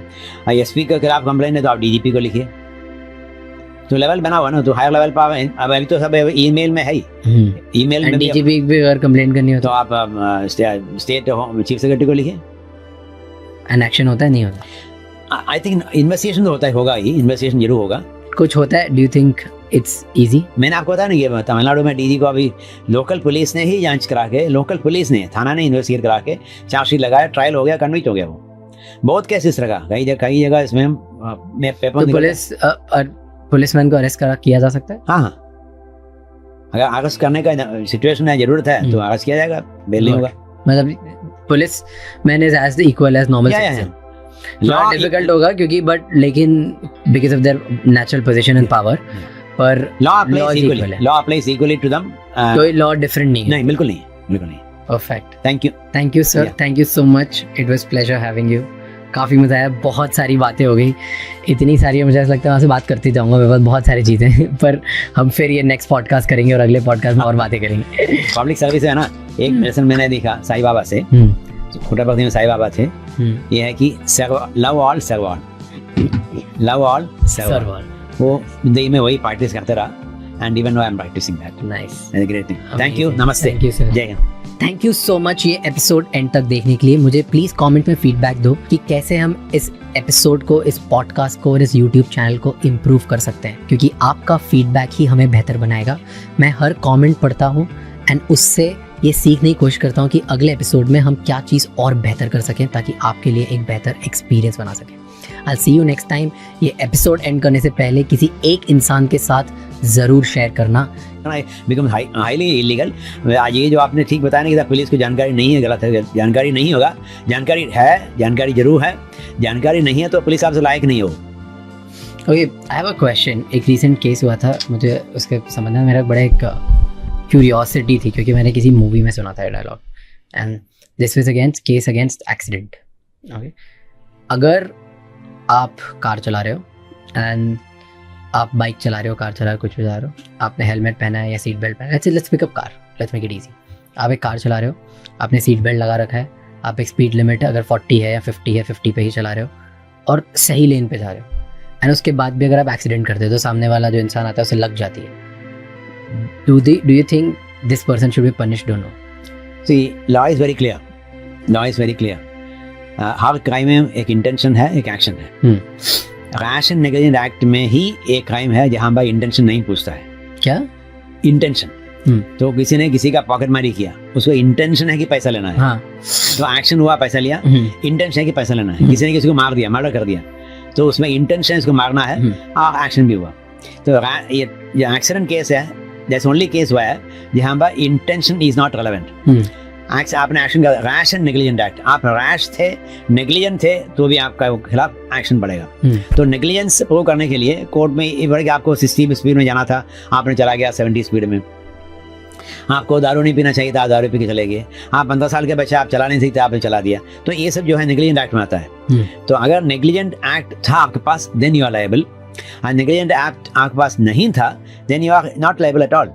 तो अगर किसी के साथ ऐसा होता है, क्योंकि I saw this happened with one of my friends and वो इंदौर में गाड़ी चला रही थी, जहाँ पे एक बीच में से चलते रोड में, आई थिंक वो 30-40 की स्पीड पे होगी, ज़्यादा स्पीड पे भी नहीं होगी, एंड बीच में चलते से कूद के एक इंसान आ गया, फ़ोन पे बात कर रहा था, उसने वो जो डिवाइडर होता है वो जंप मार के उसने क्रॉस करा, very common side, correct, right. उसने फ़ोन पे बात कर रहा था वो, और वो एकदम से, और इंडिया वैसे रोकते हैं, सामने वाला जो हो रहा था वो रोक रहा था, तो उसकी गाड़ी रोकी, उसने जब तक वो रोकती तब तक वो टकरा गया और वो गिर गया, और उसको पैर पे चोट लग गई काफ़ी, उस पर थोड़ा सा टायर वायर आ गया और उस पर चोट लग गई, आई थिंक स्प्रेन आया होगा। गलती उसका है, ड्राइवर का नहीं है। हाँ, किसी का भी, ड्राइवर का नहीं है ना, बिल्कुल नहीं। लेकिन उस टाइम पे ये होने की वजह से वो सामने वाले इंसान ने चिल्लाना स्टार्ट किया और कम से कम 50 लोगों ने उसे घेर लिया रोड पे। That's a human reaction and she got scared. अब उसे नहीं पता, ना उसका कोई हिट एंड रन का ऑब्जेक्शन था, ना उसका हिट करने का ऑब्जेक्शन था, कुछ भी नहीं था, और 50 लोगों ने घेर लिया। तो एट दिस पॉइंट उसे ये नहीं समझ आ रहा कि अब वो गाड़ी चला के भागे 50 लोगों से। अगर वो भाग जाती है तो हिट एंड रन का केस हो सकता है, अगर वो नहीं भागती है तो ये 50 लोगों से बहुत मारेंगे, पब्लिक रेज में जाएगी। What should that person do? नहीं, दैट डिपेंडिंग ऑन सिचुएशन। हम भाई इंसान, अच्छे इंसान भी होंगे ना, तो she can stand up and से गलती मेरा कुछ नहीं है, आप देख लो, she can talk, but fear से काम नहीं बनेगा, she has to overcome fear. इस सिचुएशन में रोकना ही पड़ेगा। हाँ, रोकना ही अच्छा है। इस सिचुएशन में आप जो कर रहे हैं कि उसमें she is innocent, she should stop and she should come out and से गलती मेरा है तो आई विल टेक केयर, आप बोलो, बट गलती मेरा नहीं है, आप देख लो। तो instead of pleading innocence, please come and tell me what am I wrong? When you put the onus, दूसरे को onus करेंगे ना, तब क्या करेगा, पब्लिक में सोचेगा अरे देखो महिला ठीक बोल रही है, that support will come. But usually support ऐसा होता है कि अरे ये तो गाड़ी वाले हैं, ये तो रईस हैं, रईस लोग तो एक्सप्लॉइट करते हैं, रिच पीपल, वो माइंडसेट हमारे बना हुआ है। इतने में मारना स्टार्ट करते हैं लोग, मानने को रेडी नहीं होते कि अगर उस इंसान के पास गाड़ी है या वो रईस है तो उसकी गलती नहीं होगी। उस सिचुएशन में मान ली उनको मारपीट की नौबत आती है, she has to try the car, she drives straight and go to the police station. उनको इतना ही करना है कि पुलिस स्टेशन जाए, तो वो भागती नहीं है, she is coming for security only, she is the one reporting the police. सीधे वहाँ पर उस एंटायर बिल्डिंग को नीचे लाया ब्लास्ट करा के, और 11 आदमी मरे उसमें 94 में। RSS बिल्डिंग ब्लास्ट, उसका हिंदू मुन्ननी बोलते हैं तमिल में, वहाँ पर 11 आदमी मरे। तो उस केस का इन्वेस्टिगेशन तमिलनाडु पुलिस करना था, उन्होंने शुरू कराया। उनको परेशानियां थी करने के लिए, कहता है कि उसमें एक पर्टिकुलर कम्युनिटी के क्रिमिनल्स है। इनफैक्ट हिंदुस्तान के सबसे पहला इस्लामिक टेररिस्ट क्राइम वही है। उस केस को उन्होंने देखा कि उनको परेशानी है, इलेक्शन जीतना है, all what our political idea they had, इन्होंने दे दिया, सीबीआई को हैंड ओवर कर दिया। मैं गया सीबीआई के डीआईजी के रूम में काम करने के लिए। तो उस तरह के केस में लेने में स्टेट गवर्नमेंट को हैंड ओवर करना पड़ता है। तो सीबीआई मतलब सेंट्रल ब्यूरो ऑफ इन्वेस्टिगेशन वो केसेस लेता है जिसमें सेंट्रल गवर्नमेंट का इन्वॉल्वमेंट हो, या उनका पैसा इन्वॉल्वमेंट हो, या उनके एम्प्लॉय इन्वॉल्वमेंट हो, या इन सब के अलावा जो करप्शन से रिलेटेड हो या स्पेशल क्राइम हो, तो ये स्टेट गवर्नमेंट हैंड ओवर करें। और आपको one of the most important cases in the country आपको मिला था, that was Rajiv Gandhi assassination case, right? वो कैसा, क्या केस था ऐसा, कैन यू एक्सप्लेन कि क्या हुआ था उसमें? इतनी बड़ी कंट्री, वर्ल्ड की इतनी बड़ी डेमोक्रेसी, उस टाइम पे भी हम may be if not one of the most powerful but at least हम लोग एक कंसिडरेबल बड़ी इकोनॉमी थे। प्रधानमंत्री जो काबिलियत प्रधानमंत्री है, कॉम्पिटेंट केपेबल प्राइम मिनिस्टर जो डिसीजन लेते हैं, XY डिफरेंट इश्यू, सही गलत है वो दूसरा प्रोजेनी कैन डिसाइड, जो डिसीजन लेते हैं उनको कभी कभी लोगों से दुश्मनी लेना पड़ता है, निपटना पड़ता ही है। तो हर प्राइम मिनिस्टर इस तरह के जो काबिल प्राइम मिनिस्टर को कुछ न कुछ दुश्मनी होते रहते हैं। अभी इससे पूरा देखिए वर्ल्ड ओवर उस दुश्मनी को आते समय उनको सिक्योरिटी के लिए स्पेशल फोर्स बना हुआ है, SPG उनका सिक्योरिटी के लिए ही बना रखा हुआ है। तो SPG को अगर काम करने के लिए आप देंगे तो SPG अपना काम करेंगे ही। कभी कभी ऐसा होता है कि साहब SPG को भी काम करने नहीं देने वाला, नहीं अभी छोड़ दो, मेरा सिक्योरिटी कुछ नहीं होता है, मैं निकल जाऊंगा, उस वक्त कभी परेशानी होता है। उसमें राजीव गांधी को थ्रेट परसेप्शन ज़्यादा ही था।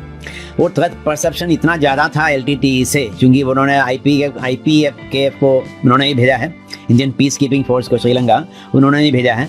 और इंडियन पीस कीपिंग फोर्स की तरफ से अच्छा काम भी हुआ और कुछ गलत काम भी हुआ, कभी सारे अट्रॉसिटीज़ हुआ।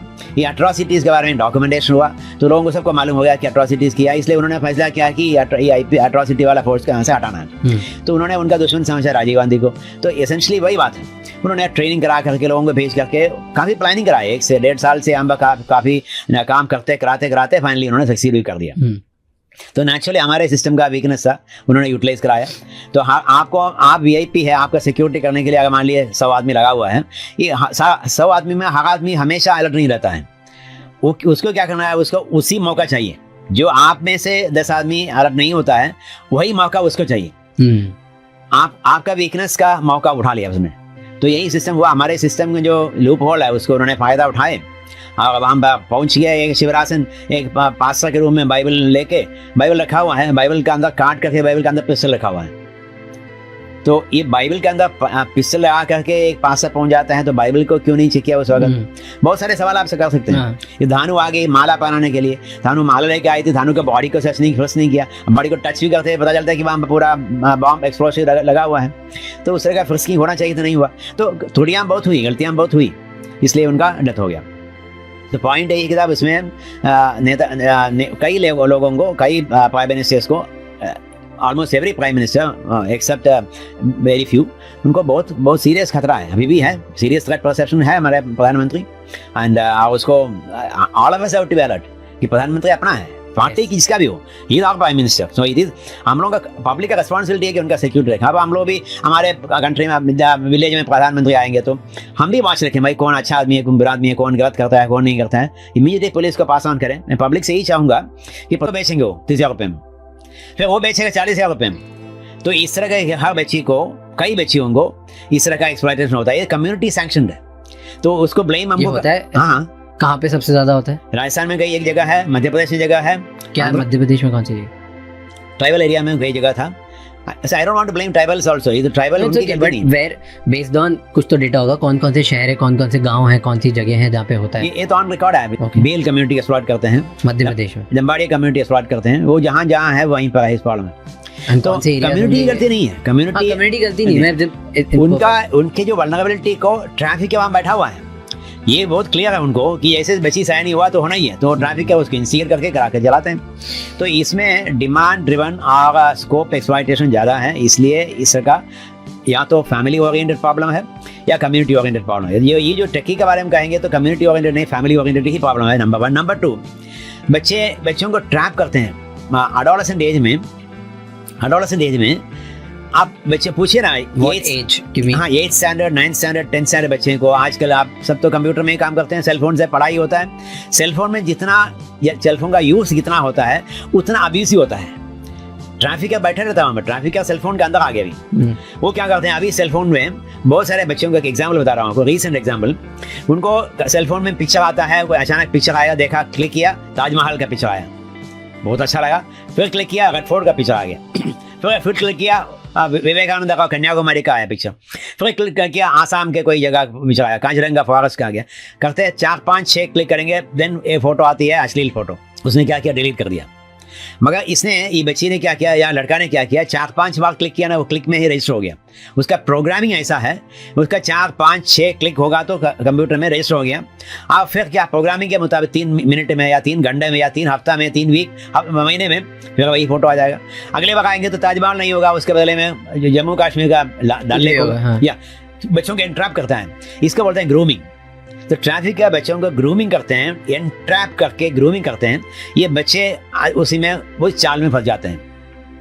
और 3 बार फंसते हैं, बता रहा हूँ, 3 बार 4 बार 5 बार 6 बार मेरे फ़ोन में एक नेकेड फोटो आया, तो हमको भी लगा कि भाई क्या चीज़ें देख ही लेते हैं। ये बच्चों का दिमाग टेढ़ा करने के लिए उनका ट्रैप है। आप मेन रोड पर एक बहुत बड़ा पुलिया, एक पाइप पड़ा हो, पाइप मेन रोड पर, मैं जाके पाइप में ऐसे ही देखता रहा 2 मिनट और चल दिया। मेरे पीछे आने वाला आदमी क्या करेगा, वो भी जाकर देखेगा। पीछे आने वाला आदमी देखेगा, तो आप 5 मिनट के बाद देखेंगे 50 आदमी पाइप के अंदर देख रहा है, वहाँ कुछ है नहीं। ये ह्यूमन साइकोलॉजी है। ह्यूमन नेचर है। तो ये बच्चों को उसी साइकोलॉजी को यूज कराते हैं, ट्रैप करते हैं। एक बार ट्रैप हो गया फिर उसको पकड़ लिया, उसके बाद उसको फुसलाते हैं, उसको घुमा के रख उसको ग्रूमिंग कराते हैं, ग्रूमिंग करते हैं, उसमें एंट्रैप करते हैं। अब बहुत सारे बच्चियाँ हैं, बहुत सारे इनोसेंट बच्चियाँ, हाई फैमिलीज की, एजुकेटेड फैमिली से बच्चे भी इसमें एंट्रैप होता है। तो इससे ट्रैफिकिंग कैसे होती है? किसी ने एक मतलब मुझे अगर कोई एक फ़ोटो भेजा एंड फिर मैं क्यूरियस हो गया, फ़ोटो देखने लग गया, अब इससे मैं ट्रैफिकिंग का शिकार कैसे बन रहा हूँ? वही नेचुरली उसके बाद उनको बोला कि ये लड़की अवेलेबल है आपको, ये लड़की जो टेकी जो देखते हैं उनको पोर्नोग्राफी देखते देखते एड्रेस मिल जाएगा, ये लड़की अवेलेबल है। ये लड़की अपने नहीं बोलती है, ट्रैफिक का मैसेज दे रहा है, ये लड़की अवेलेबल है। केरला में एक एग्जाम्पल था, anti human traffic club setup कराए एर्नाकुलम लॉ कॉलेज में। वहाँ में एक लड़का राजस्थान का बच्चा है, सेटल कोचिन में है, उनका पापा वहाँ काम करते हैं, वो तैयार हो गया कि हम इसको कुछ करेंगे। मैंने कहा एस्कॉर्ट सर्विस में आप जाको, ये पर्टिकुलर एस्कॉर्ट सर्विस में जाके उन्होंने बोला कि हमको लड़की चाहिए, बंगाली लड़की चाहिए, 15 साल की लड़की चाहिए, कोचिन में चाहिए, एर्नाकुलम में। मैसेज आया कि इतना पैसा दे दो, रजिस्टर करो, सेलफोन दे दो, सेलफोन दे दिया, 200 रुपया 300 रुपया कुछ रजिस्टर कराया। मैसेज आया कि साहब सब कोई बोलते नहीं है, मैसेज आता कि नहीं वी डोंट सप्लाई, 15 साल के नहीं मिलेगा आपको, 20 साल के कम नहीं मिलेगा, आप सेकेंडली सेक्सुअल एक्सप्लॉयटेशन हो ही नहीं थे, तो ऑल डिसेंट पीपल। आप मैसेज नो, मेरे को चाहिए 15 साल, आप मेरे साथ एस्कॉर्ट में जाएगा, मैं जो बोलूँगा वही करना है, इतना ही है, गार्ड लैंग्वेज।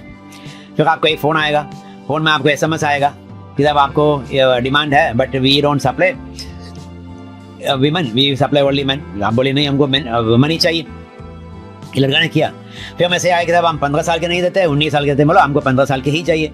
फिर मैसेज आया कि आपके पास 15 साल की होगा मगर वो अनाउंस करेंगे 19 साल का है तो 15 साल का। देखो कि agreed, I want Bengali learn, ठीक है बंगाली लर्न मिल जाएगा। Now but your amount is इंसरा 2,000 रुपये के बदले में 20,000 रुपये लगेगा। 20,000 रुपये का आपका टोकन में 2,000 रुपये अभी जमा करो, 2,000 अपने जी पे या जो भी पे जमा कर दिया। इन्होंने क्या किया, ये पुलिस के साथ मिलकर के, पुलिस कमिश्नर के साथ मिलकर के काम कर रहा है। पुलिस कमिश्नर भी इसमें साथ था, उन्होंने भी जब देखा पूरा ट्रेनिंग करा, पूरा कराया, बोला कि तुम जाओ बैठे, तुम फलाना जगह पर जाना है। उनको बोलिए कि फलाना जगह एक वाइट एम्बेसडर गाड़ी या कोई गाड़ी रहेगी, गाड़ी में ड्राइवर रहेगा, तुम गाड़ी के ड्राइवर के पास बैठ जाना। और इंफॉर्मेशन नंबर 1, पुलिस को कोई खबर मिल गई तो होशियार, तुम्हारा गर्दन कट जाएगा। नंबर 2, पैसा कैश लेके आना चाहिए, पैसा में कोई ट्रैप नहीं होना चाहिए। नंबर 3, जहाँ पैसा देना है, कागज नहीं देना है, जिसको देना है वो बताएंगे, वहीं पैसा देना है और 1 घंटे में वापस निकल जाना है, किसी को इन्फॉर्मेशन देना चाहिए। ये सब इन्फॉर्मेशन आ जाता है। ये वहाँ पहुँच गए, इन्होंने पुलिस को खबर किया, पुलिस ने एक मोटरसाइकिल आदमी को पीछे लगाया, इनको एक कम्युनिकेशन सिस्टम दे दिया, उसके बाद कम्युनिकेशन डिवाइस है, ये जो बोलेगा वो पुलिस सुनेगा। गाड़ी आगे बढ़ी, स्टेशन के पास गाड़ी खड़ी है, जो ट्रैफिकर की गाड़ी, हाथ दिखाया कि अंदर बैठ जाओ, बैठ गए। बोला कि पुलिस को खबर नहीं कोई पुलिस नहीं, हम तो पुलिस का मतलब है नहीं, हम तो स्टूडेंट हैं, तो तुमको लड़की क्यों चाहिए? बोला कि हमको लड़की ही चाहिए। बंगाली क्यों? बोला बंगाली बोला उनके बारे में समथिंग ही सेड। ठीक है चलो 20,000 रुपये दिखाओ। उन्होंने पैसा दिखाया, बोला कि रखो। नहीं मैंने रखा, पैसा तुम अपने पास रखो। उसको डर ला के कहीं ट्रैप होगा, पैसा अपने पास रखो। पैसा जहाँ पहुँचे वहीं पर पैसा देना है, 18,000 बाकी भी पैसा है। और उनको जाना था 1 किलोमीटर आगे, ये गाड़ी को बाएं घुमाया, फिर पीछे घुमाया, फिर दाहिने घुमाया, घुमाते घुमाते करीब 3-4 किलोमीटर दूर है। आपको तो वहीं जाना, आप कहाँ जाना है? नहीं चलो बैठते हैं, देखते हैं। ये ग्लास से वॉच कर रहा है, कुछ ही पीछे आ रहा है कि नहीं आ रहा है। स्मार्ट बंद एक्चुअल एक्सप्लॉयटेशन स्टार्ट होता है उसके साथ, राइट? कि उसे किसी एक पर्टिकुलर एरिया में रख देंगे, फिर उस एरिया के बाद देखा कि इलीगली यहाँ से उसे दूसरी कंट्री में भेजा बाहर to get some operation done, and फिर उसके साथ बहुत सेक्सुअली एक्सप्लॉयटेशन हुआ। फिर उन्हें वहाँ से एक दूसरी कंट्री में भेजा ताकि उनके कोई ऑपरेशन हो जिससे she can become virgin again, and then फिर उसे वापस कहीं दूसरी कंट्री में इलीगली इमिग्रेंट के जैसे कहीं भेज दिया और वहाँ पे बेच दिया किसी एक लास्ट सोर्स को। एंड ऐसे करके हज़ारों लाखों लोगों के साथ होता रहता है। तो ये अभी भी होता है कि दिस इज ओल्ड। ये फिल्म जो कर रहा है ना, फिल्म में बहुत से लिमिट तक सही है। आगरा में बच्चों को लाते थे ऑर्फनेज में, 8 साल के 7 साल के ऑर्फन बच्चों को लाते थे, हार्मोन इंजेक्शन देते थे, और 6 महीने के बाद वो 7 साल की बच्ची जो है लगेगी 11 साल की होगी या 9 साल की हो गई, फिर एक हार्मोन इंजेक्शन देंगे, उसको 12 साल 13 साल बना देगा। तो बच्ची है 7 साल की मगर लगेगा 13 साल 14 साल की। हार्मोन इंजेक्शन देकर उनको ट्रैफिकिंग मिलाया। व्हाट डू यू थिंक सबसे ज़्यादा वल्नरेबल कंट्री कौन सी होगी जहाँ से सबसे ज़्यादा लड़कियों को गुमराह करके एक्सप्लॉइट किया जा रहा है? इंडिया, विद इन इंडिया आप देखेंगे, I am not talking trans border नहीं है, विद इन इंडिया आप देखेंगे इंडिया के कई राज्यों में से, कई स्टेट्स में से ट्रैफिकिंग का बहुत बड़ा सोर्स था। National Human Rights Commission NHRC ने एक स्टडी किया था 2002-2004 में। I was a principal researcher, publish book है ओरियन लॉन्गमैन का। फिर 2014 से लेकर 19 तक Tata Institute of Social Sciences ने भी रिसर्च कराया, all India study on human trafficking.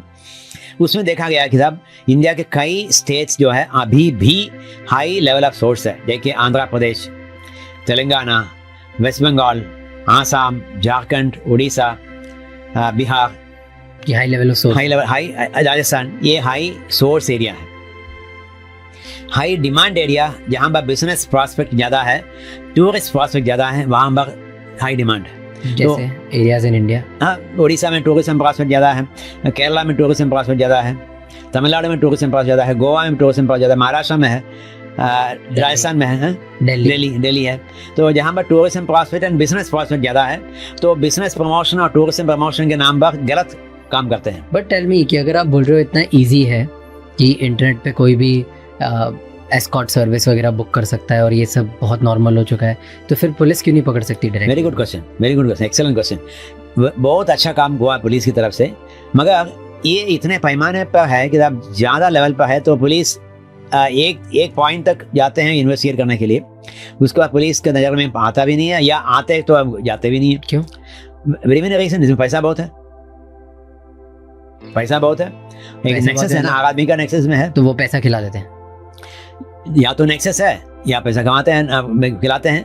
और तीसरा पॉइंट पुलिस का एक प्रॉब्लम है कि साहब पुलिस कहते हैं कि साहब मेरे सामने जो क्राइम है उसको इन्वेस्टिगेट करने के लिए मेरे को टाइम नहीं है, अभी कहाँ से दिल्ली जाके, राजस्थान जाके, मध्य प्रदेश जाके मैं क्या इन्वेस्टिगेट करूँगा, मेरे को टाइम नहीं है। तो ये अवॉइड करता है इंटरस्टेट इन्वेस्टिगेशन का जो है। Many police station across the country avoid करता है कि स्टेट से बाहर वाला क्राइम वो अपना निपट नहीं लेंगे। तो उनका CID विंग बना हुआ है, CID विंग में कई तरह का इश्यूज है कि साहब उनको भी स्कोप नहीं है, या अपॉर्चुनिटी नहीं है, या इन्फॉर्मेशन आता नहीं है, कॉम्प्लिकेशन बहुत है। हर आदमी अपने को अपना टेरिटरी मैनेज करते हैं, और जो टेरिटरी से 1 स्टेप फॉरवर्ड अप्रोच, ये हम लोगों को करना क्या होगा, क्राइम आपके पास नहीं आएंगे, आपको क्राइम के पास जाना पड़ेगा। ये हमारे हिंदुस्तान के हर पुलिस आप से सीख लें कि क्राइम आपके पास नहीं आएंगे, आपको क्राइम के पास जाना पड़ेगा। जो अगर किसी लड़की या लड़के को एक्सप्लॉइट किया जा रहा है, वो पुलिस के पास क्यों नहीं जाते हैं बोलने के लिए? डरते हैं क्या? रेप केस इन्वेस्टिगेट होता है, ये तो मल्टीपल रेप है, मल्टीपल क्राइम्स है, तो रेप केस इन्वेस्टिगेट करने के लिए एक आदमी ने दूसरा आदमी वुमन को रेप कर दिया, तो एविडेंस बहुत सिंपल है, उसका एविडेंस इसका एविडेंस बना के प्रोसिक्यूट कर दो। वो इंस्पेक्टर साहब बड़ा हैप्पी है कि उसमें केस खत्म हुआ है, सिंपल केस है तो सीरियस बट सिंपल केस है। मगर ट्रैफिकिंग केस में क्या हुआ, एक इन्वेस्टिगेशन कराओगे तो 5 लड़कियाँ और मिल जाएगी, 5 एक्यूज और मिल जाएंगे, अब वहाँ से फिर 5 जगह आपको जाना पड़ेगा। तो ऑर्गेनाइज क्राइम है, तो ऑर्गेनाइज क्राइम का इन्वेस्टिगेशन के लिए चाहिए एक टीम चाहिए, ये एक आदमी से हो ही नहीं सकता है। वो तो मैं मान गया, पर अगर मैं एक इंसान हूँ या जो भी कोई देख रहा है और कोई इसमें से अनफॉर्चुनेटली अगर वो किसी न किसी तरह सेक्सुअल ट्रैफिक में फंस चुका है, आई don't no, it should never happen, पर अगर कोई देख रहा है और उस इंसान को, उस लड़की को या लड़के को पुलिस के पास जाना हो और वो जाके बताए कि मेरे साथ ये हुआ है, तो वो कैसे रिपोर्ट करे? और वो करते क्यों नहीं है लोग ऑलरेडी? क्योंकि क्या डरते हैं वो कि पुलिस हेल्प नहीं करेगी क्योंकि ऑर्गेनाइज क्राइम है? किस लिए डरते हैं कि अगर बता दिया तो फोर्सेस जिन्होंने उनको ट्रैफिक में डाला है वो ज़्यादा पावरफुल हैं then police? What is the reason? सबसे पहले कि पुलिस और पब्लिक के बीच में जो गैप है, डिस्ट्रस्ट, डिसबिलीफ, ये ट्रस्ट डेफिसिट है। तो यू आर टेलिंग कि जो विक्टिम है उसको भी पुलिस पे भरोसा नहीं है? मैं तो बोल रहा हूँ ट्रस्ट डेफिसिट है। जहाँ ट्रस्ट डेफिसिट नहीं है, अब गोवा में रिसेंटली केस नाइजीरिया का लड़की है, नाइजीरिया की बच्ची है, ये नाइजीरिया के बच्ची को ट्रैप कराया गया, नाइजीरिया का बच्ची ने ही टेलीफोन से 112 को फ़ोन कर दिया, गोवा पुलिस खबर मिल गई, गोवा पुलिस रेस्क्यू कराया उसको। तो मैंने गोवा पुलिस से पूछा आपको मिली कैसे? बोला साहब तो बच्ची ने फ़ोन किया। कैसे फ़ोन किया? 112 में फ़ोन किया। तो थी अवेयरनेस अगर लोगों को मिल जाती है ना, 112 आपके पास है, आपको रेस्क्यू हो सकता है, आपका आइडेंटिटी रहेगा, ये कितने लोगों को मालूम है? विक्टिम को ये जानकारी भी नहीं है विक्टिम का राइट्स क्या है, इसलिए डिस्ट्रेस ज़्यादा होता है। पुलिस से डरते हैं नंबर 1, बट भरोसा नहीं है नंबर 2, बट तीसरी पॉइंट है कि विक्टिम को भी अवेयरनेस नहीं है कि रिपोर्ट करना है, कैसे करना है। एंड इंडिया में डू यू थिंक ऐसा होता है? हाँ, कि जो ऑफेंडर है, कोई भी ऑफेंडर, वो कितना भी हीनियस क्राइम करे, अगर वो इन्फ्लुएंशियल और पैसे वाला है तो उसे कुछ नहीं होगा? कई जगह होता है, कई जगह होता ही है, कई जगह होता ही है, वो चार्जशीट के बावजूद भी बेल मिल जाता है, बेल के बावजूद भी उसका अक्यूट हो जाता है, कुछ न कुछ एविडेंस निकाल के इधर उधर कर देता है। डू यू थिंक कि जिन कंट्रीज में प्रोस्टिट्यूशन लीगल होता है या जिन कंट्री में sexual I don't no sexual pleasure के लिए जो भी मल्टीपल वेरियस एक्टिविटीज़ होती हैं वो लीगल होता है, उन कंट्रीज़ में रेप्स एंड सेक्स ट्रैफिकिंग कम होती है? Very very good question, very good question. ये आम जनता में एक फीलिंग है कि इसको लीगलाइज कर दो सब समाप्त हो जाएगा। There are many advocates who have gone to supreme court also, supreme court जजेस also fell into the trap. मैं बता रहा हूं आपको कि अरे लीगलाइज क्यों नहीं करते हो। The point is when you are legalising a prostitution, आप एक एज फिक्स करते हो, ओके 19 साल से ज़्यादा आप करेंगे तो आप बिलिंग नहीं करते हो। तो 18 साल है कि 19 साल है, कौन डिसाइड करेगा? 17 साल को आप 19 कराओगे तो क्या कौन डिसाइड करेगा? 15 साल को 19 कराओगे तो कौन डिसाइड करेगा? तो all the children of the adolescent group will be declared, उनको डिक्लेयर किया जाएगा कि अडल्ट है। और डिक्लेयर करने वाला कौन है? अब्यूसर, पुलिस ऑफिसर, उसमें जो इन्वॉल्व है एजेंसी, एनजीओ भी है, कई एनजीओ भी इसमें इन्वॉल्व इस तरह का, कई एनजीओ अच्छे हैं, कई एनजीओ गलत भी है। तो हमारे सिस्टम में फुल प्रूफ सिस्टम है ही नहीं उसको डिक्लेयर करने के लिए, इसलिए हमारे सिस्टम डेवलप नहीं है कि आप इसको लीगलाइज करें। जहाँ लीगलाइज हुआ वहाँ पर क्राइम कम नहीं हुआ है, कहीं रेप केस कम नहीं हुआ है, तो ये सोल्यूशन नहीं है रेप को कम करने के लिए। ऐसे दोनों अलग अलग इश्यू है। अगर आप मुंबई जाओगे, मुंबई में आप निकलोगे रात को 10, 11, 12 बजे के बाद बहुत सारे लोग रास्ते पे खड़े होते हैं। आप कहीं भी चले जाओ, all famous areas Juhu, Bandra, Marine Drive, wherever you go, वहाँ पे लोग खड़े होते हैं जहाँ पे एंड दे कीप, अगर आप सिग्नल के पास में खड़े हो तो दे कीप कॉलिंग यू, और वो पैसे चिल्लाते रहते हैं, पूछते रहते हैं। There it's a clear sign that there most of them are prostitutes, right? ये इतने ओपनली सामने हो रहा है। Do you think police don't know about it? No, इसमें ओपनली सोलिसिट करने के लिए इंडियन लॉ में section 8 of ITPA immoral traffic prevention act में सेक्शन 8 कहता है सोलिसिटिंग इज एन ऑफेंस। तो पुलिस को काम है कि इनको सोलिसिटिंग ओपनली करने वालों को जेल करें, गिरफ्तार करें, जेल भेजें।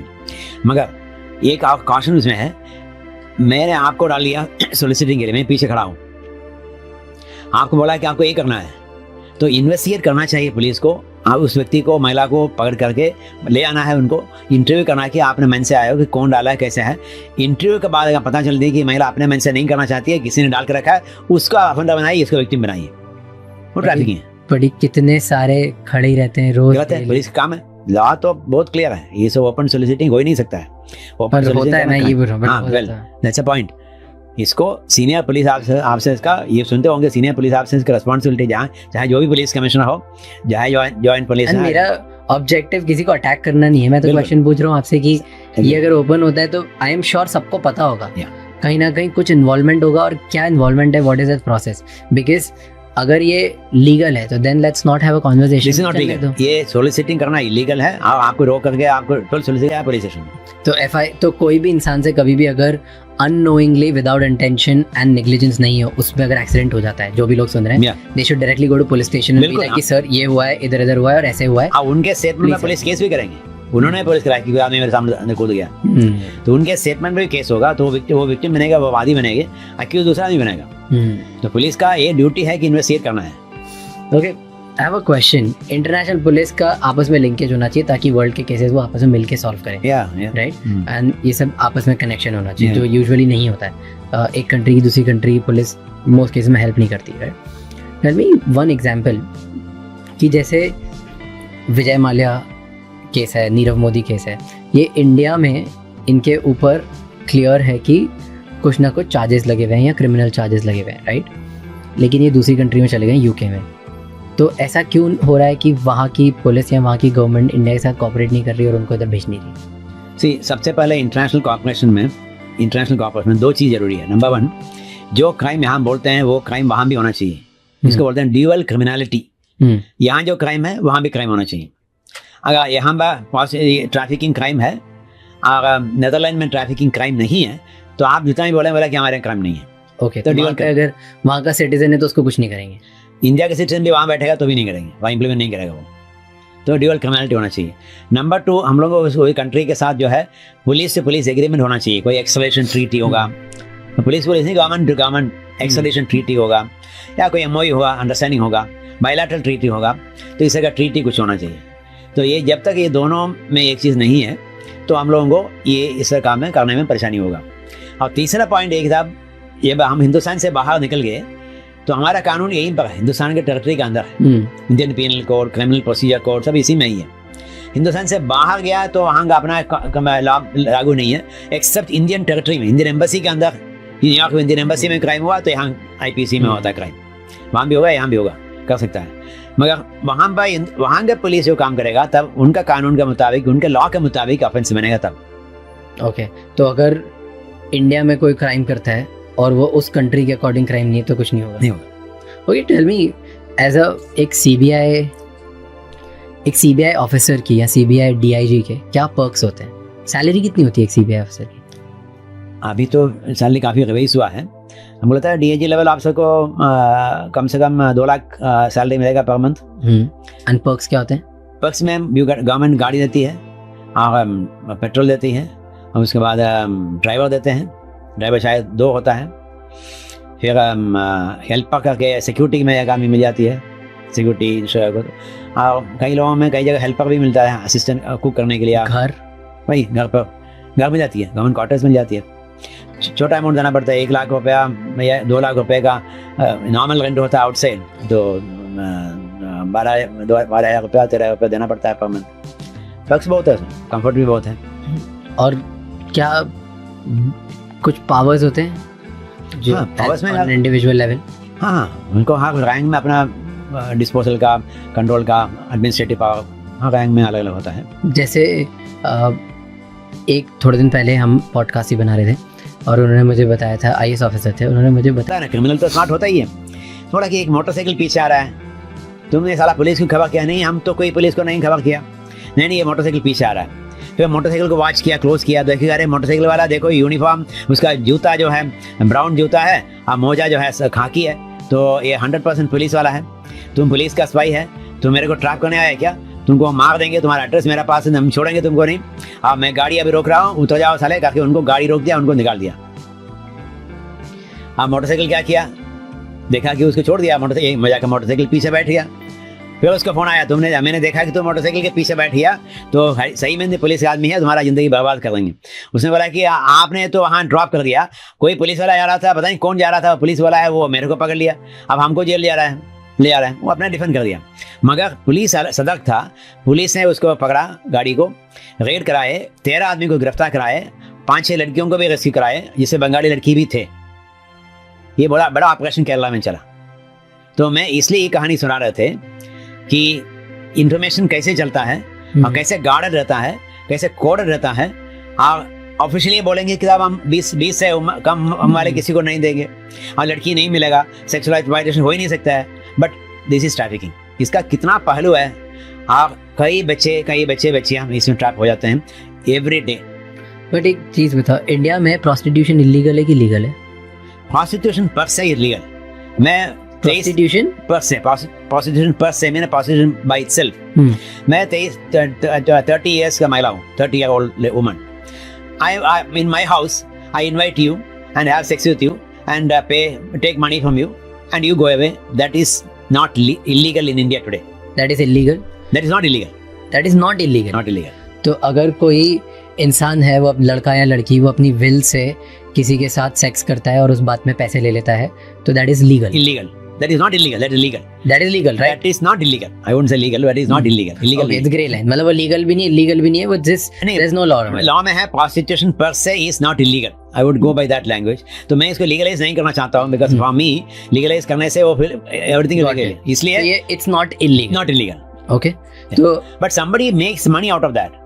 अगर मेरे को किसी ने एम्प्लॉय कर दिया और he or she makes money out of that, then it becomes commercial. Then it's illegal.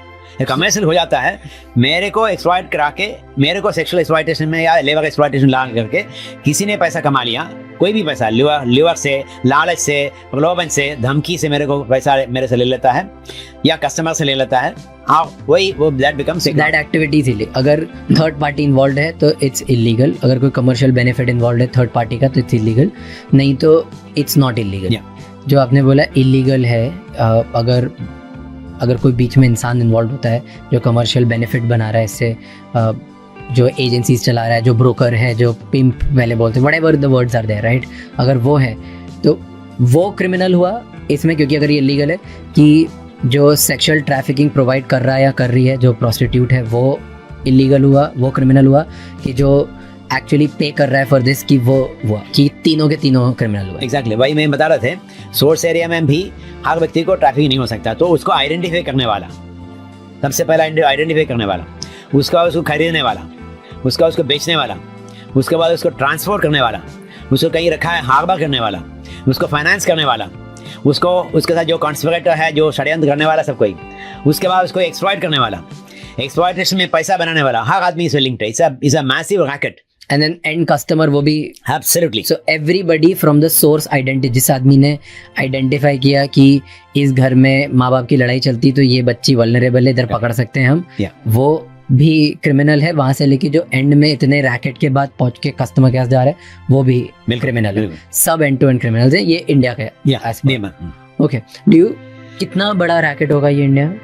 बहुत बड़ा रैकेट है, तो मैसिव रैकेट। अभी how do you operate, like tell me, ये जो नेक्सस है पूरा ह्यूमन ट्रैफिकिंग का, specially sexual exploitation, and then हम लोग ऑर्गन पे बात करेंगे, तो कितना बड़ा रैकेट है और ये कैसे ये नेक्सस ऑपरेट होता है? एग्जाम्पल देने से आपको समझ पाएंगे। हाँ, आप प्लीज। अब दिल्ली में 2002 में एक रैकेट पकड़ा गया। नेपाल से लड़कियों को लाते थे दिल्ली में, 10 साल उसने लाया। उसका मैंने इंटरव्यू भी किया था एज ए रिसर्चर। कहता है कि हमने 500 बच्चियों को हर साल लाते थे, उनको नौकरी देते थे। और उसका 10 साल उन्होंने नेपाली बच्चियों को दिल्ली में कमला मार्केट में जाकर छोड़ते थे। पुलिस उनको पकड़ करके वेश्या बना के जेल भेजते थे। उसको मौका है कि साहब वेश्या बनने से उसको नौकरी, उसका इनकम बढ़ गया।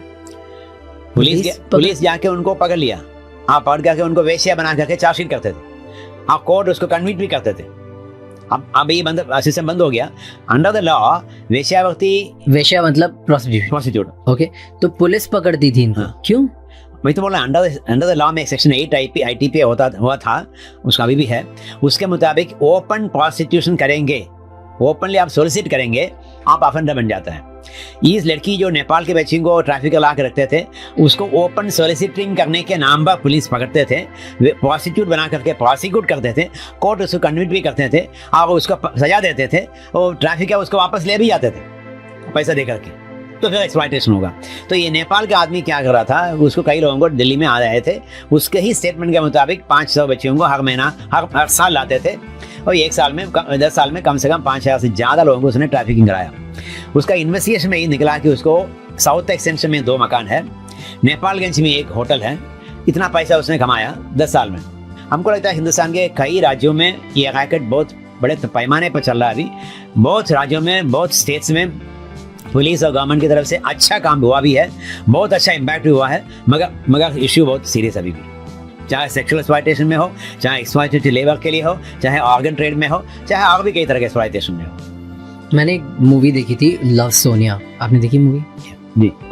उस मूवी में दिखाते हैं कि एक गांव में, छोटे से गांव में, वो लड़की के शायद मामा या कोई रिश्तेदार ही वो लड़की को बोलते हैं, बहुत छोटी होती है, जब भी शायद 13-14 साल की होती है, तभी उसे बोलते हैं कि तुझे मैं मुंबई ले चलता हूँ, वहाँ पे तुझे यहाँ पढ़ाऊँगा, पढ़ाई करने के लिए तुझे बड़े शहर लेके जाता हूँ, यहाँ पे, यहाँ तो ऐसा बोलते हैं कि वहाँ जाके तुझे काम दिलाऊंगा, एक्टर बनाऊंगा, व्हाटएवर, किसी ना किसी तरह उसको फिसला के इधर लेके आ जाते हैं वो।